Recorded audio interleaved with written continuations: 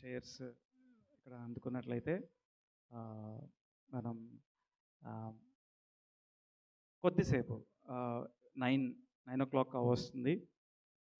మనం 7 to 9 అని అనుకున్నాం. సో మీలో ఇక్కడున్న ఎవరికి కూడా టైం అయిపోయిందని చెప్పడానికి లేదు, ఎందుకంటే ఎవరు కూడా 7కి రాలేదు. అలా అని చెప్పి ఎక్కువసేపు కూడా తీసుకోవాలని ఆలోచన లేదు. ఇంత చక్కని మాటలు మనం విన్నాం. చాలామందికి ప్రశ్నలు ఉండిపోతాయి. ఇది ఎంత ముఖ్యమైన విషయం ఏంటంటే మన నిత్యత్వానికి సంబంధించిన విషయం. అందుకే అన్న మాట్లాడుతూ అన్నారు, ఎవరైతే నిజంగా ఆలోచిస్తారో వారికి ప్రాముఖ్యమైన విషయం. కొంతమంది మార్టిన్ లూథర్ వలె అపరాధ భావంతో నలిగిపోతున్న వారు ఉన్నారు. మేము రక్షించబడాలంటే, నా పాపము క్షమించబడాలంటే నేనేం చేయాలి అని సందేహంతో ఉన్నవారు అనేక మంది ఉన్నారు. బహుశా మీకోసమేనేమో. ఒకవేళ మీరు లేచి నిలబడి అడిగే ధైర్యం చేయకపోతే మీకు చిన్న చిన్న స్లిప్స్, పేపర్స్ రూఫస్కి మీరు అందించినట్లయితే ఆ రిటర్న్ పేపర్స్ నాకు నేను ఇక్కడ అడగడానికి అవకాశం ఉంటుంది. మీకు ఏ ప్రశ్న ఉన్నా ఈ అంశం గురించి ఏదైనా ప్రశ్న ఉంటే, లేకపోతే ఏ అంశం మీద ఉన్నా మీరు రాయొచ్చు. ఈ అంశం గురించి అయితే ఇప్పుడు చర్చిద్దాం. వేరొక అంశం అయితే మనం పర్సనల్గా అయినా తర్వాత డిన్నర్ టైంలో అయినా మనం మాట్లాడుకోవచ్చు. కాబట్టి ఈ సమయాన్ని మనం సద్వినియోగపరచుకుందాం. ఒక చిన్న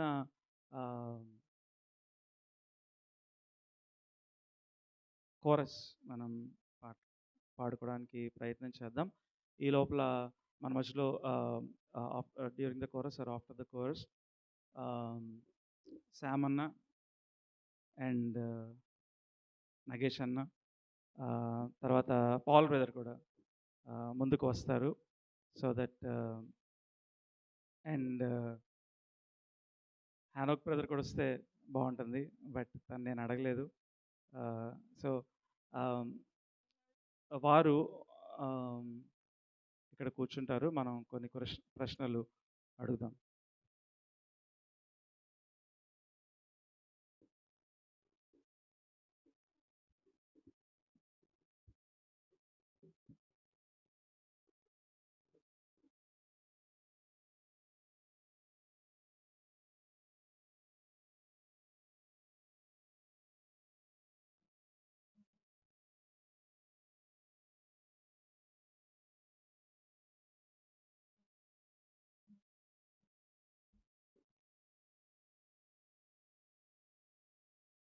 ఒకవేళ సందేహం రాయాలని తలంచినట్లయితే మీరు పేపర్స్ అడగచ్చు, లేకపోతే మీ దగ్గర ఉన్న పేపర్స్ అయినా రాసి మీ కుడి హస్తాన్ని చూపించినా సరే తమ్ముడు వచ్చి మీకు అందిస్తాడు.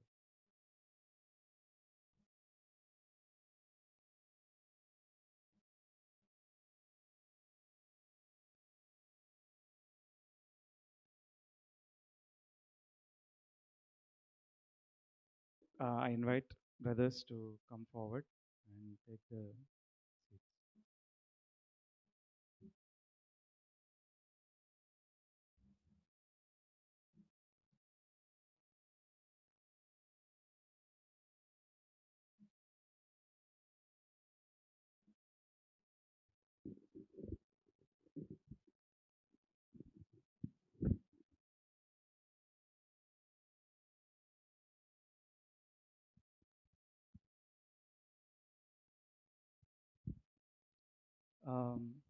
ఎవరైనా ప్రశ్న అడిగే లోపల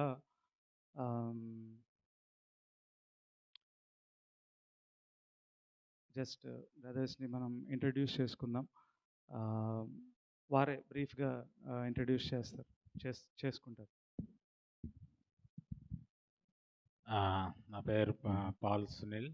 నేను ట్రింటీ బైబిల్ చర్చ్లో ఎల్డర్గా ఉంటున్నాను. ఇక్కడ గన్నవరంలో నేను నివసిస్తున్నాను.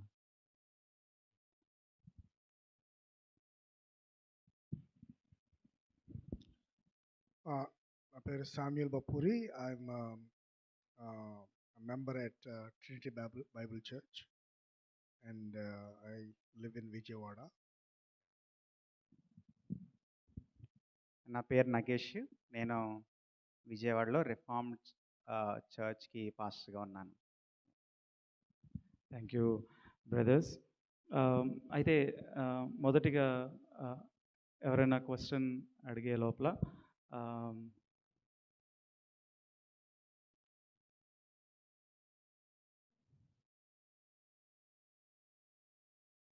మనకి ఆల్రెడీ క్వశ్చన్ రెడీగా ఉంది. What kind of understanding does church have up to 4th century? 4వ శతాబ్దం వరకు సంఘము ఎలాంటి అవగాహన వారికి ఆ, వారు కలిగి ఉన్నారు, ముఖ్యంగా ఆ, ఒక వ్యక్తి నీతిమంతుడిగా తీర్చబడే విషయంలో?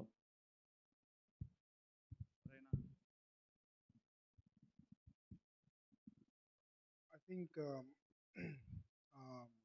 అపోస్తల కార్యంలో um, ఏదైతే అండర్స్టాండింగ్ ఉందో అలాంటి అండర్స్టాండింగ్ వాళ్ళు కలిగి ఉన్నారు.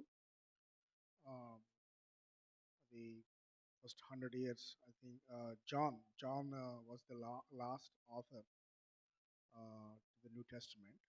జాన్ ఆల్మోస్ట్ 90 ADలో చనిపోయాడు అనుకుంటా. సో 100 years వరకు అపోసల్స్ ఉన్నారు. అపోసల్స్ చనిపోయిన తర్వాత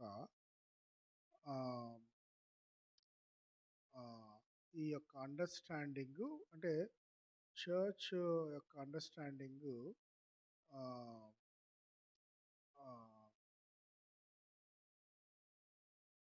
అపోసల్స్ టీచ్ చేసింది మాత్రం ఇది మనం ఏదైతే టీచ్ చేసామో అది అపోసల్స్ టీచ్ చేశారు.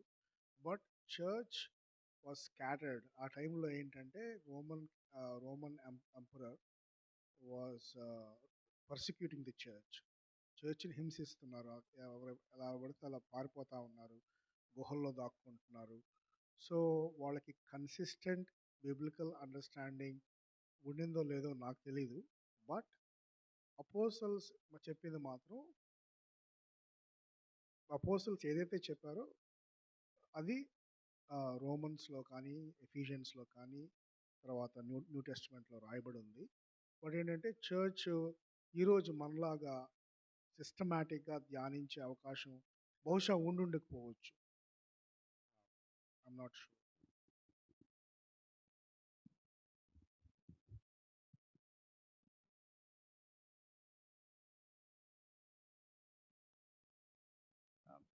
ఈ విశ్వాసం ద్వారానే నీతిమంతులుగా తీర్చబడతాము అనే ఆ ఆ సిద్ధాంత సత్యం విషయంలో మనం కేవలం క్యాథలిక్ చర్చ్తోనే కాదు మనకి ఉన్న సమస్య.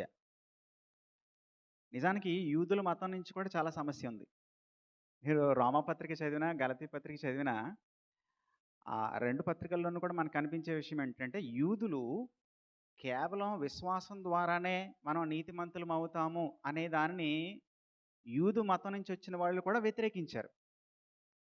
యూదు మతం నుంచి వచ్చిన ఈ పరిసయ్యులు, శాస్త్రులు, ఈ ఈ ప్రధాన యాజకుల గుంపు వాళ్ళు ఏం చెప్పేవారు అంటే వాళ్ళు సంఘానికి ఆకర్షితులయ్యారు, సువార్తకి ఆకర్షితులయ్యారు, కానీ వాళ్ళు యోధా మతనిష్టను వాళ్ళు విడిచిపెట్టలేదు. అందుకని పౌలు జీవించిన కాలంలోనే, అపోస్తలులు జీవించిన కాలంలోనే వాళ్ళు ఏం చేశారు, నువ్వు రక్షించబడాలంటే యేసు ప్రభువుని నమ్మాలి, ప్లస్ ఏం చేయాలి, ధర్మశాస్త్రాన్ని కూడా నువ్వు పాటించాలి, ప్లస్ నువ్వేం చేయాలి, నువ్వు సున్నతిని కూడా పొందాలి. పౌలు రోమాపత్రికలోను గలతీ పత్రికలోను వాటితోనే ఫైట్ చేశాడు. కాబట్టి ఈ జస్టిఫికేషన్ బై ఫెయిత్ అలోన్ అనే ఫైట్, కేవలం విశ్వాసం ద్వారానే నీతిమంతులుగా తీర్చబడతారు అనే సిద్ధాంత సత్యం గురించిన పోరాటం పౌలే ప్రారంభించాడు. అందుకని రోమాపత్రికలోను గలతీ పత్రికలోను కూడా ఏమంటాడు, ధర్మశాస్త్ర సంబంధమైన క్రియల మూలంగా ఏ ఒక్కడు కూడా, ఏ శరీరీ కూడా దేవుని ముందు నీతిమంతునిగా తీర్చబడ్డాడు. ధర్మశాస్త్ర సంబంధమైన క్రియలని పాటించి నువ్వు నీతిని పొందాలంటే ద్వితీయోపదేశకాండం 6:25 ప్రకారం అన్ని ఆజ్ఞలను అన్ని కాలాల్లోనూ పాటించాలి. కొన్ని ఆజ్ఞలు అన్ని కాలాల్లో పాటిస్తే సరిపోదు, అలాగే అన్ని ఆజ్ఞల్ని కొన్ని కాలాల్లో పాటిస్తే కూడా సరిపోదు. ఏం చేయాలి మరి, అన్ని ఆజ్ఞలను అన్ని కాలాల్లోనూ పాటిస్తేనే నీకు నీతి కలుగుతుంది. అది ఎవరు చేశారు, ప్రభువైన యేసుక్రీస్తు మాత్రమే. అన్ని ఆజ్ఞలను అన్ని కాలాల్లోనూ పాటించినవాడు ప్రభువైన యేసుక్రీస్తు మాత్రమే. కాబట్టి ఇప్పుడు ద రైచియస్నెస్ ఆఫ్ గాడ్, దేవుని నీతి అనేది ఎలా వస్తుంది, క్రీస్తు సంపాదించిన ఆ నీతి మనం నమ్మడం ద్వారా ఆ నీతిని పొందుకుంటాం. కానీ నువ్వు ధర్మశాస్త్ర సంబంధమైన క్రియలు చేయాలి, నువ్వు సున్నతి పొందాలి అని మొదటి శతాబ్దంలో ఉన్న యూదు మతనిష్ట కలిగినటువంటి వాళ్ళు చెప్పారు. అందుకని పౌలు ఆ సమయంలోనే ఆ సత్యాలు రాశాడు. అలాగే ఇప్పుడు మనం 4వ శతాబ్దం నుంచి కాన్స్టంటైన్ చక్రవర్తి రావడం గురించి అన్న మాట్లాడారు కదా! క్యాథలిక్కులు దాన్ని ఏంటంటే వాళ్ళు ధర్మశాస్త్ర సంబంధమైనవి యాడ్ చేయకుండా ఈ సంస్కారాలను, ఇంకా రకరకాల క్రియలను యాడ్ చేశారు.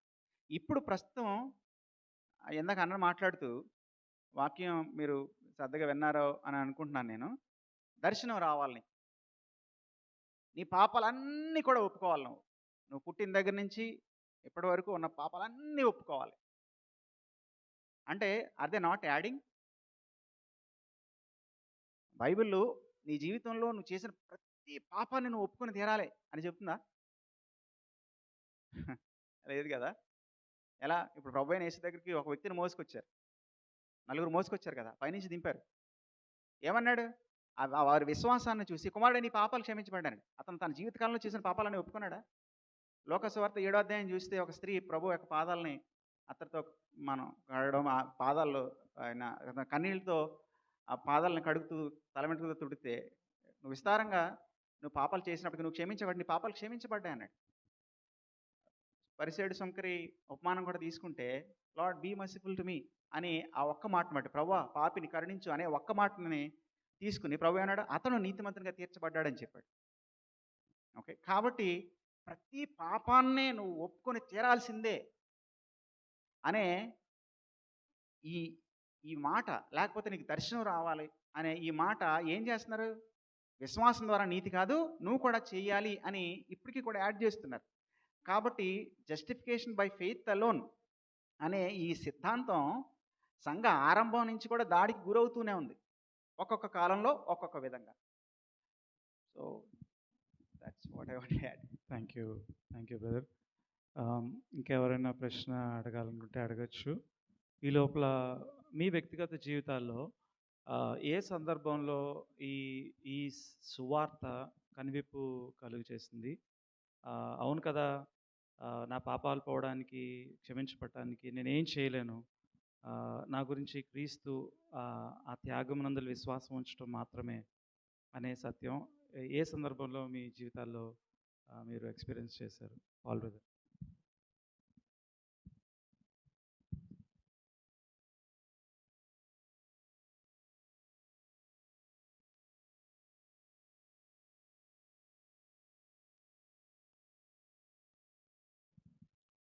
మొదట్లో నేను కూడా దేవుని కొరకు ఏదో చేస్తేనే ఆయన యొక్క ఆశీర్వాదం పొందుకుంటాం, లేకపోతే ఆయన్ని ప్లీజ్ చేయగలం, ఏదన్నా పని చేస్తేనే, లేకపోతే మంచిగా ఉంటేనే, లేకపోతే ఎటువంటి అబద్ధం ఆడకుండా, లేకపోతే ఎటువంటి తప్పు చేయకుండా ఉంటేనే మనం దేవునికి అనుకూలంగా ఉండగలం అనే ఉద్దేశంతో ఉన్నాను స్టార్టింగ్లో.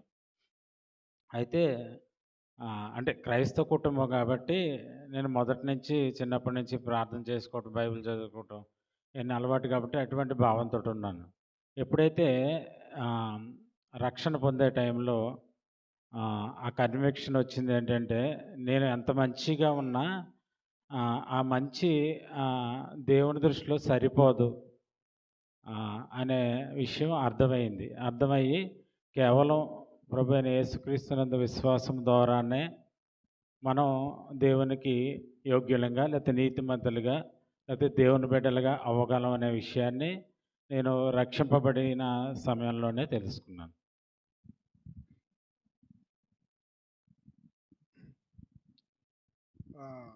నా టెస్టిమనీ కూడా ఏంటంటే, even after I became believer, Martin Luther లాగా I sensed in every thought, నా ఆలోచనలో, my prayer, even in my prayer, it's not perfect. I mean sometimes while I'm praying, నేను ప్రార్థన చేస్తూ ఉన్నప్పుడు ఒక చెడ్డ ఆలోచన వచ్చిందనుకో, మరి ఆ ప్రేయర్ దేవుడు యాక్సెప్ట్ చేస్తాడా లేడా అనే డౌట్ ఉండేది.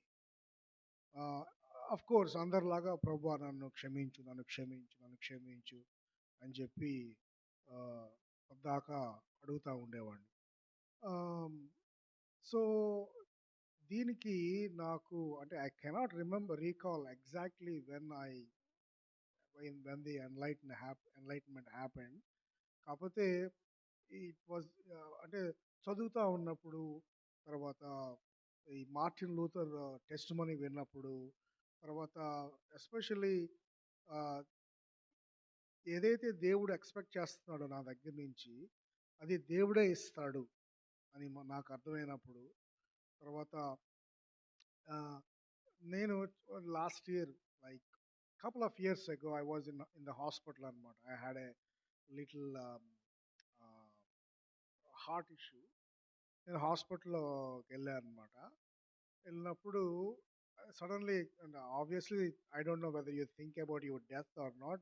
నేను మాత్రం అప్పుడప్పుడు నా మైండ్లో వస్తూ ఉంటుంది అనమాట. We are all going to die one day, right? Don't don't be alarm, don't be discourage, that's a fact. అయితే వచ్చినప్పుడు నేను చనిపోయినప్పుడు, ఒకవేళ చనిపోతే నేను ప్రభువు దగ్గరికి వెళ్తాననేటువంటి ఏంటి నాకు, what is the basis? Ultimately నాకేంటి? నేను వాకింగ్ చెప్పాను, ఓకే. లేకపోతే నేను అడపాదడప కొన్ని మంచి పనులు చేశాను, పిల్లలకి చాక్లెట్లు ఇచ్చాను. కానీ మరి ఆ సంగతి ఏంటి? పిల్లల్ని కొట్టావు కదా, చాక్లెట్లు ఇచ్చావు, పిల్లల్ని కొట్టావు. మరి ఆ సంగతి ఏంటి? నువ్వు అది చేసావు కదా, ఇది చేసావు కదా. బో, ఈ విధంగా ఆలోచిస్తే నేను చేసిన మంచి పనుల కంటే నేను చేసిన పాపాలే ఎక్కువ ఉన్నాయి. సో ఈ విధంగా ఆలోచించుకుంటే అసలు సొల్యూషన్ లేదు. అప్పుడు my only hope is in Jesus Christ. అది నా ఆధారం ఇప్పుడు ఎప్పుడైనా. సో అది దేవుని వాక్యం చెప్తాను. So it's was a progressive revolution అనమాట. వన్ సింగిల్ మూమెంట్లో నాకు అర్థం కాలేదు, but as I studied more about it I came to know. నా రక్షణ పొందినటువంటి ఆ మొదటి రోజుల్ని జ్ఞాపకం చేసుకున్నప్పుడు 2004-05 ఆ టైంలో నిజంగా ఇంత డీటెయిల్డ్గా ఇప్పుడు శామ్యూల్ అన్న ఈ రిఫర్మేషన్ జరిగిన దాని గురించిన ఆ 5 పాయింట్స్ని ఎక్స్ప్లెయిన్ చేయడానికి ఎంత టైము తీసుకుని మనకి వివరించారు కదా. కానీ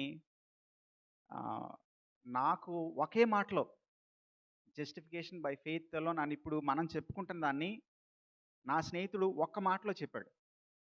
ఓకే, ఆ ఒక్క మాట ఏంటో చెప్పే ముందు మార్టిన్ లూథర్ గారికి నాకు ఒక వ్యత్యాసం, ఆయన జీవితానికి నా జీవితానికి ఒక వ్యత్యాసం కనిపించింది. మార్టిన్ లూథర్ గారేమో ఎప్పుడు కూడా నేను నీతిగా ఉండాలి, నేను పరిశుద్ధంగా ఉండాలి, నేను మంచోడిని కాదు, నీతిగల దేవుడు ఎప్పుడు కూడా నన్ను చూస్తున్నాడు అనే భయంతో బ్రతికేవాడు. ఎప్పుడు నన్ను చూస్తూ ఉన్నాడు, నేను ఏ ఆలోచించినా ఆయనకు తెలిసిపోద్ది, నేను ఏం మాట్లాడినా ఆయనకు తెలిసిపోద్ది. అందువల్ల అలాంటి నీతిగా దేవుడు ముందు అసలు నేను ఎలా బంగారం, అది ఒక వెన్న. ఏది అప్పుడు చర్చ్కి వెళ్ళేవాడిని కాదు. ఒకవేళ చర్చ్కి వెళ్ళిన ఫస్ట్లో క్యాథలిక్ చర్చ్కి వెళ్ళేవాడిని ఫర్ రాంగ్ రీజన్స్, చెడ్డ కారణాలను బట్టే, నేను చెడు ఉద్దేశాలతోనే నేను చర్చ్కి వెళ్ళేవాడిని ఎప్పుడైనా. అయినా కూడా నేనేమనుకునేవాడిని అంటే నేను చాలా మంచివాడిని బేసిక్గా, కాబట్టి నా మంచితనాన్ని బట్టి దేవుడు నన్ను అంగీకరించి తీరాల్సింది అంతే అనేది నాకున్న అభిప్రాయం, నా గురించి నాకున్న అభిప్రాయం. కానీ దేవుడు సువార్తని నా జీవితంలోనికి తీసుకొచ్చినప్పుడు నాకు ఉక్కిరిబిక్కిరి అయిపోయాను అనమాట. ఏ విధంగా ఉక్కిరిబిక్కిరి అయిపోయానంటే, మీరు యాత్రికుని ప్రయాణం అనే పుస్తకం మీరు చదివే ఉండుంటారు.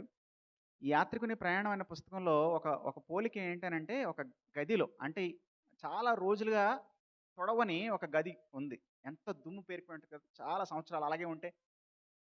ఇప్పుడు దాన్ని ఒకేసారి చీపురుతో తొడవడం మొదలు పెడితే ఆ దుమ్మంతా రేగి అక్కడ ఉన్న వ్యక్తులు ఉక్కిరిబిక్కిరి అయిపోతారు కదా. కాబట్టి దాన్ని అలా చేయకూడదు. అప్పుడు ఏం చేయాలి?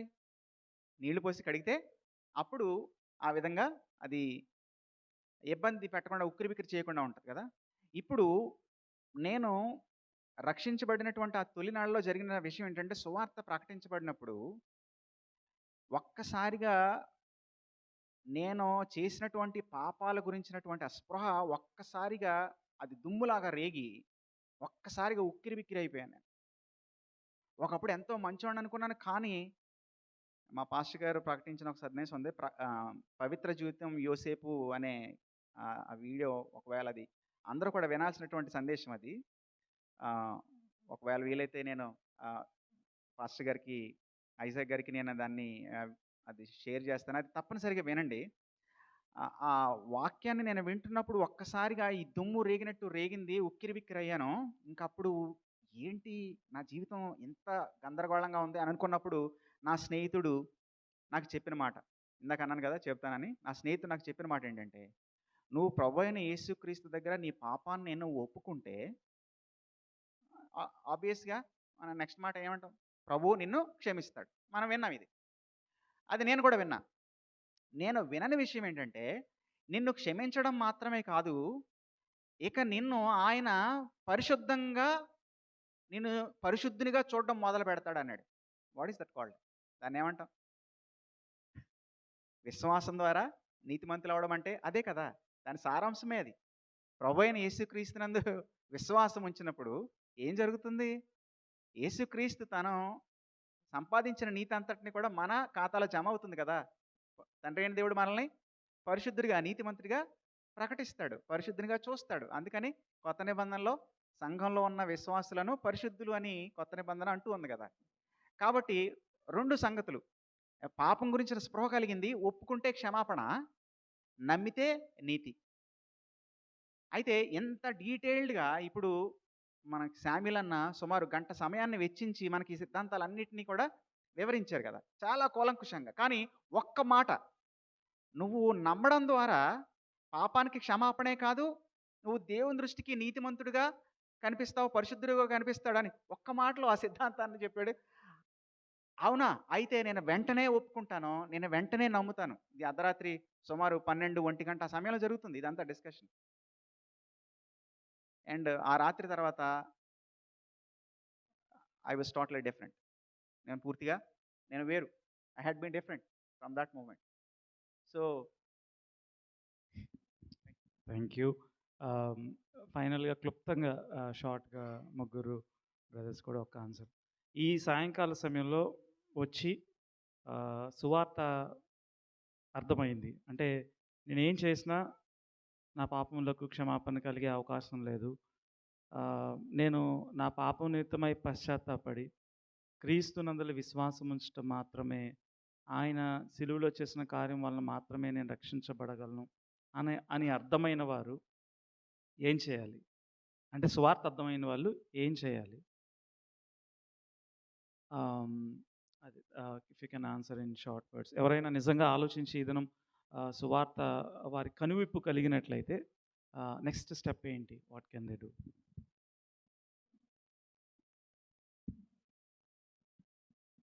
సువార్త అర్థమైనట్లయితే బైబిల్‌లోనే చాలా ఎగ్జాంపుల్స్ ఉన్నాయి. వారు వెంటనే వారి పాపాలను ఒప్పుకొని రక్షింపబడి బాప్తీసం తీసుకున్నట్లుగా మనకి చాలా ఎగ్జాంపుల్స్ ఉన్నాయి. కాబట్టి ఇదే అనుకూల సమయం, ఇదే రక్షణ దినం. ఎందుకంటే రేపటి దినం మనది కాదు. కాబట్టి ఇది చాలా ఎమర్జెన్సీ అన్నమాట. అర్థం అవ్వనంత వరకు ఓకే. కానీ అర్థమైన తర్వాత ఇమ్మీడియేట్‌గా యాక్షన్ తీసుకోకపోతే లేకపోతే రెస్పాండ్ అవ్వకపోతే మనమే నష్టపోతాం. కాబట్టి ఇమ్మీడియేట్‌గా మనకు సువార్త అర్థమైనప్పుడు మన సంఘ కాపరి లేకపోతే మనం ఎక్కడైతే ఏ వాక్యం విని మనకు ఆ కన్విక్షన్ వచ్చిందో, ఒప్పుకోలొచ్చిందో వారిని కలిసి ఏం చేయాలి? నేనైతే పాపినని ఒప్పుకుంటున్నాను. నా కొరకు ప్రభువైన యేసుక్రీస్తు కల్వరి సిలువలో తన ప్రాణాన్ని, తన రక్తాన్ని చిందించారు అని నేను ఒప్పుకుంటున్నాను అని చెప్పి వారికి చెప్తే, అప్పుడు పెద్దలు కానీ, ఎల్డర్స్ కానీ, పాస్టర్స్ కానీ వారు గైడ్ చేస్తారని నా ఉద్దేశం.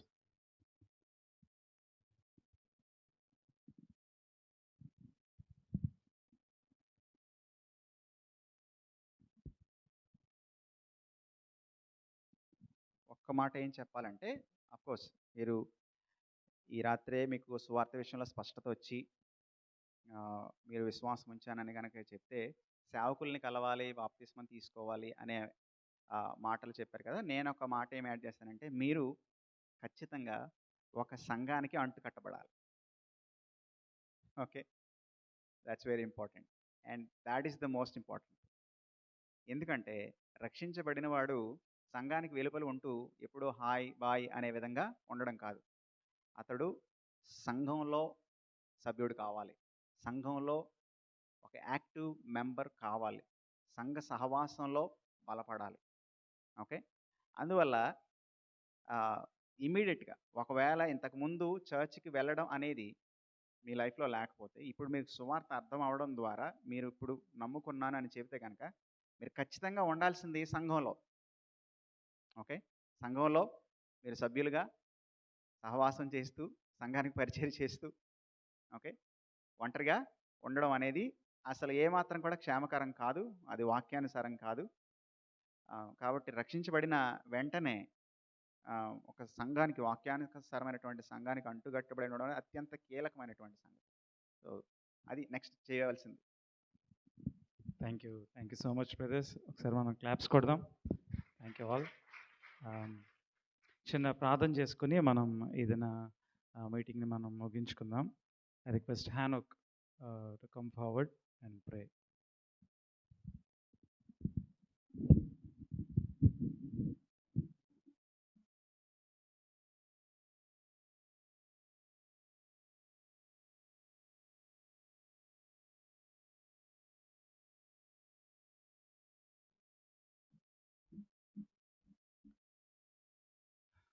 ప్రార్థన.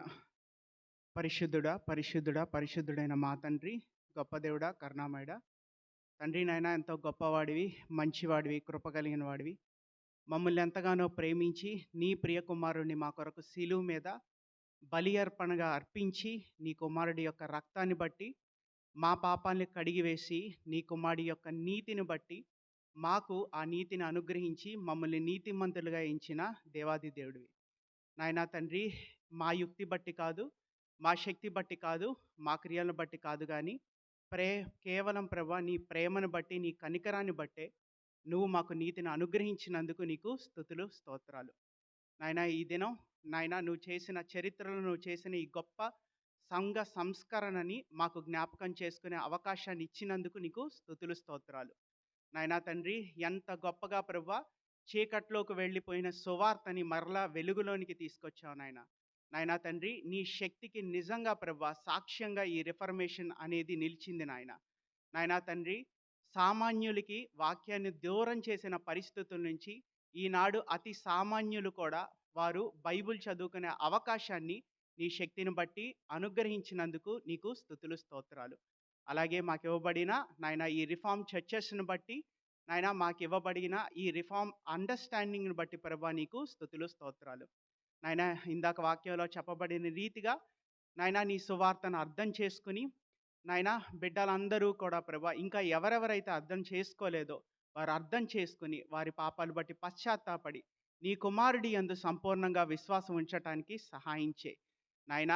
నీ నామాన్ని విశ్వసించిన బిడ్డలు నాయన అనుదినము కూడా సువార్తని ధ్యానించి తమ బట్టి కాదు, తమ శక్తిని బట్టి కాదు, కానీ కేవలం ప్రభువా నీ నీతిని బట్టి, నీ ప్రేమను బట్టి నువ్వు వారిని నీతిమంతులుగా ఎంచావన్న సత్యాన్ని ధ్యానిస్తా నాయన ఈ పరుగుని పరుగెట్టడానికి సహాయం చేయి.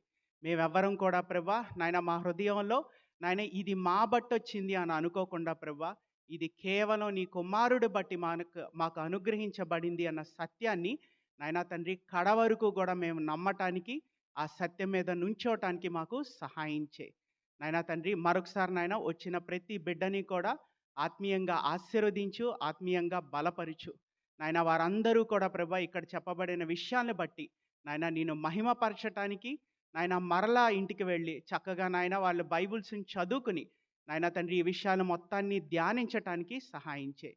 మరొకసారి నాయన ఈ సమయంలో మా అందరికీ కూడా నీ గొప్ప సత్యాన్ని వినే అవకాశాన్ని అనుగ్రహించినందుకు, మా కొరకు మరణించి పునరుద్ధానం చెంది సంఘం అనే సార్వత్రిక సంఘం అనే కుటుంబాన్ని మాకు అనుగ్రహించిన క్రీస్తు యేసు నామంలో కృతజ్ఞతలు తెలుపుకుంటున్నాం తండ్రి. Amen. Thank you brother Enoch.